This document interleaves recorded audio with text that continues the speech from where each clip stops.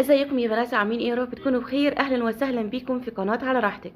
النهارده هنتعلم مع بعض نعمل البسبوسه الجاهزه بتاعه الاكياس الجاهزه بطريقه سهله جدا وبسيطه تطلع معانا مرمله.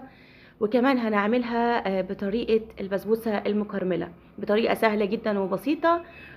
وكمان هتطلع معانا دايبه وطعمها حلو جدا. جربيها، احسن بسبوسه ممكن تعمليها بالاكياس الجاهزه.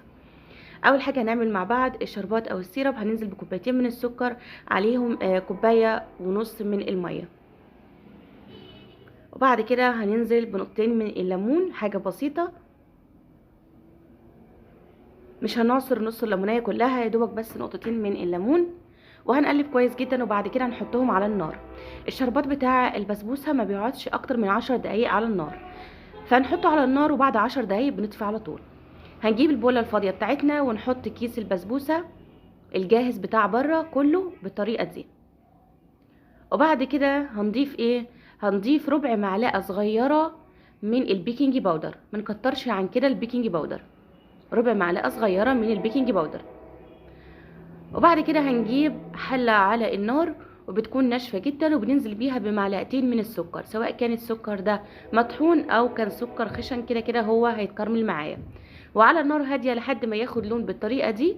هبدا انزل بربع كوبايه من الميه وهقلبهم لحد ما السكر يفك معايا. بعد كده هنزل بربع كوبايه من اللبن، وبعد كده معايا ربع كوبايه من السمنه. وطبعا لو حابه سمنه بلدي بيكون حلو جدا، ولو مش متوفره السمنه البلدي فبنضيف السمنه العاديه او ممكن كمان زبده. المقادير موحده معاكي: ربع كوبايه من الميه، ربع كوبايه من اللبن، ربع كوبايه من السمنه، والاول معلقتين من السكر كرملتهم بالطريقه اللي انت شفتيها. اول ما تبدا السمنه تفك معايا وتغلي بالطريقه دي، هبدا انزل بالبسبوسه والبيكنج باودر اللي انا قلبتهم مع بعض في الاول، وهنفضل نقلب كده لحد ما اشوف السمك بتاعي. حسيت ان النوع ده من البسبوسه محتاج معلقتين من اللبن، ضفتهم. وطبعا المعلقتين من اللبن دول اللي بضيفهم في الاخر بيكون على حسب نوع البسبوسه بتاعتك. كل ده انا لسه شغاله على نار بتكون هاديه خالص. خلاص كده السمك بتاعي كده مظبوط. بطفي النار، ببدا اني احطها في صينيه، والصينيه بتكون مدهونه سمنه، وهنزل بيها على طول بالخليط اللي حضرته على النار. وزي ما قلت لك شرط اساسي النار بتكون هاديه. عشان البسبوسه تكون ناجحه معانا لازم نخبطها كام خبطه كده على الارض، بحيث انها تطلع اي فراغات ما بين حبات البسبوسه وفي نفس الوقت تتساوى معانا في الشكل. هنزين باي مكسرات متوفره عندك، سواء كان فول سوداني او اي مكسرات انت حابه تضيفيها، ولو مش حابه بنحطها على طول في الفرن.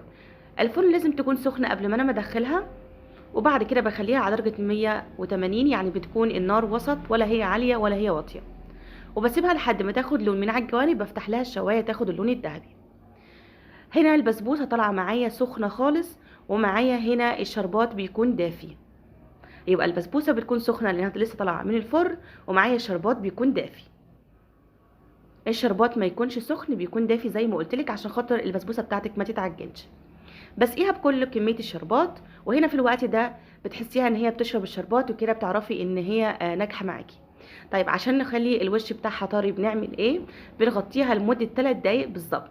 بنغطي الصينيه لمده 3 دقايق. هنفتح بعد 3 دقايق هنلاقي الوش طري، والبسبوسه بتاعتنا اتشربت الشربات وبقت طريه جدا. نجرب كل التكات اللي انا بقولها لك، هتطلع معاكي احلى بسبوسه مرمله ممكن تاكليها بالاكياس الجاهزه. وكمان عملناها بطريقه البسبوسه المرمله، طريقتها سهله جدا وبسيطه. جربيها، هتنفعك لوصفات رمضان. نعمل لايك للفيديو واشتراك في القناه لو كنتي اول مره تشوفي القناه بتاعتي، وفعلي الجرس عشان يوصلك معايا كل الفيديوهات الجديده. سلام يا بنات.